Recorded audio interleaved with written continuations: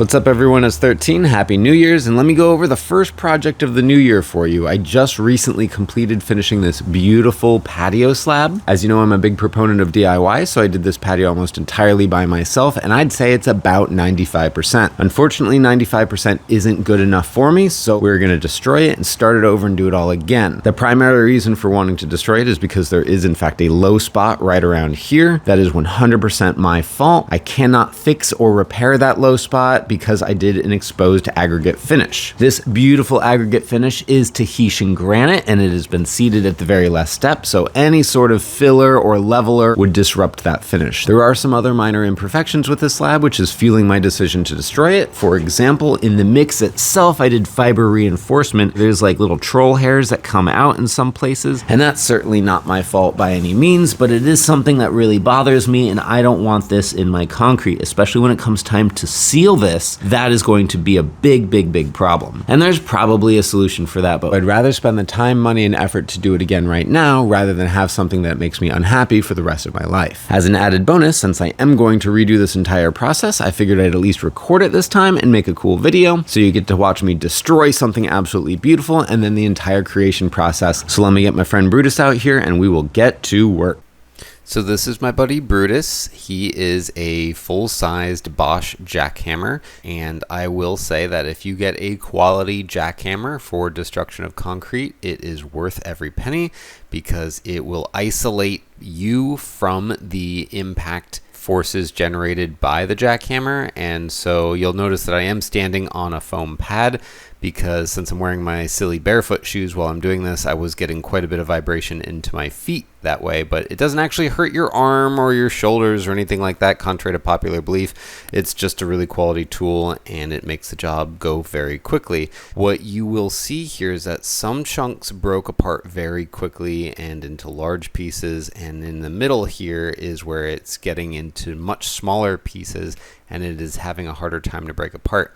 And that is because that is where the remesh is overlapping. So I learned a lot through this destruction process of how the remesh product works as far as holding together concrete and where you can reinforce things, double layer or crisscross the layers and get a lot of increased resistance to cracking or breaking. Unfortunately, you're not gonna see a before and after of my remesh designs, but definitely on this round 2, I took all of that into consideration and I did a very different remesh layout. Remesh certainly isn't anywhere near as strong as rebar is, but you can use it in intelligent ways and get significant amount of strength for that cost benefit. And of course now you can see we are getting rid of all of the old concrete. The way that we hauled it off the property was with the rental of a U-Haul van, which handled 4,000 pound loads per trip. So it was 2 trips to the local concrete recycling yard. So it was free to drop off and it will be ground up into aggregate and then used in other concrete projects elsewhere. So this circle of concrete life continues. Another problem I had with my first iteration of this patio that I didn't actually discuss was the interaction between the concrete and the expansion joint material around the perimeter here. You just watched me remove that material and now I'm grinding away the concrete of the wall itself to try and smooth that out, because the new expansion joint material products are made of polyethylene, where the old style used to be like a tar impregnated paper material sort of thing, and that was much more flexible. This one requires a spray adhesive to bond to the wall, whereas before you could use a caulking type style like a liquid nail. All that to say that the polyethylene doesn't like uneven surfaces, so I was trying to give myself a little bit more grace this time around, because on the first round I got a bunch of gaps and concrete got behind the expansion joint material and it was just a big old mess. You can see now I'm doing the formwork according to a string line. I set the elevations for the string line using a laser level. The entire patio slopes slightly away from the house for water runoff. One weird eclectic hippie thing that I do when doing concrete work is that all of my formwork is made out of trash, so all of this this plywood came from free sources that were destined for the trash. Usually I'm going through Craigslist, and then I rip it all into usable shapes and sizes. Not only does this keep my personal costs down, but it also gives the material one last usage before it hits the landfill. By not using 2i products, I do have to do more bracing and reinforcement, and it does take a little bit more effort, but it's worth it. I achieved my rounded corners by gluing in place a piece of sonotube. I'm laying out the remesh now with special emphasis on the 2 locations which will have future posts that will support a different roof line. There's also significantly more overlap with this layout, so there's almost entirely 3x3 squares rather than 6x6 squares. One more extremely different approach that I take to concrete work are my Dobie molds, whereas most people just use rebar chairs. Dobies are usually available from supply houses, however I choose to make my own and cast them in place. I make the molds out of 4-inch PVC that I can cut real quickly on the miter saw, and that allows me to control the depth of the mold. When the concrete dries, I remove the PVC, and what remains will hold the remesh in place and very sturdily allow me to walk all over it without disrupting any of the placement of any of the materials. You'll also notice I added a little backfill, which will help prevent the blowout of the concrete when that gets poured in there. And then now I'm going to be cutting some of the remesh and bending it downwards so I get a little bit of a vertical reinforcement as well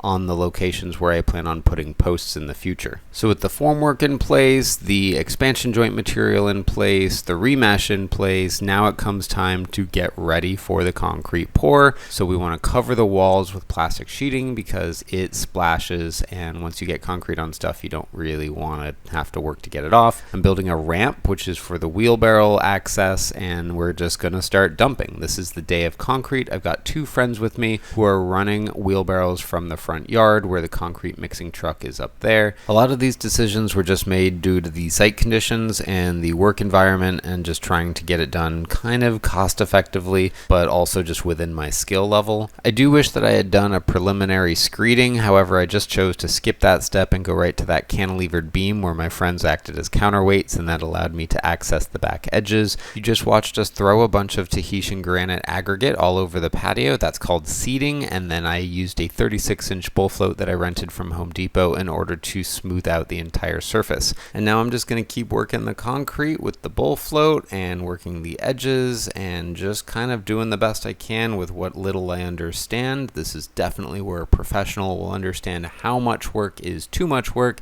and when to let the product just sit there and set up. Thankfully, an exposed aggregate finish allows me to make some mistakes in the finish and it won't actually show up in the final product. The final step that you're about to see me do is to spray the entire surface with a molasses water mixture, and that is the surface retarder. That prevents the very top layer of concrete from ever hardening, so that the next day when I come back and wash off the material, you will have the exposed aggregate finish. Now I'm removing all of the formwork and cleaning up all of the spillover concrete, and now is the fun reveal part where we get to just use a hose and spray off that top layer of concrete. It's a pretty messy process, but it's super rewarding. It's kind of like unwrapping a present on Christmas morning because you don't really know what's going to be underneath it. You may also notice that I have 2 nylon scrub brushes of different sizes, and that's for just kind of scrubbing away at the parts that are a little bit more resilient.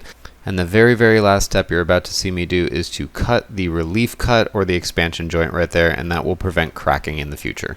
Okay, and here we are several months later when the project is completely finished. I've got a bunch of new fill that I brought in here, as you can see. That is a product called Soil Builder. It's from the city of St. Pete. It's super cheap. It's like 15 bucks a yard, and it's basically a mixture of like dirt and compost. I didn't seed it, or we're not watering it, but as you can see, the grass is starting to grow in slowly. We've got basically some interior plants that are growing in here. A little paver step down area to get from the permanent back patio to the still remaining temporary original back patio. About 6 weeks after the pour, I sealed the entire patio with a urethane sealer, which locks in a lot of the color, makes it look nice and wet and shiny and beautiful. I'm much happier with this round. It's a lot more even. There is technically still a little bit of unevenness, and that's associated with the fact that I'm simply not a professional concrete guy. It's possibly a little bit lighter than I wanted. I think I wanted a little bit more color, kind of like this area is much darker overall, but the inconsistency of this and its quirks and weird spots, kind of like that spot right there, is what gives it its character and what really makes me happy about this final product. I also did a thin bead of sealant all around the perimeter to prevent any water intrusion, and then Danielle went back and painted all of that nice beautiful chocolate brown, and then I cut and reinstalled the lower door trims for both of the doors. And this is just a little bit of a close-up of what's going on over here and the sloping gradient of the dirt going away from the whole back patio. So it's basically a finished product, and until the next phase of construction where we address some of the other issues with this house, this is complete. So thanks for watching. This is 13 with Superior Mobile by 13. I really hope you enjoyed this video. Let me know in the comments what you think. Have a wonderful day. See you.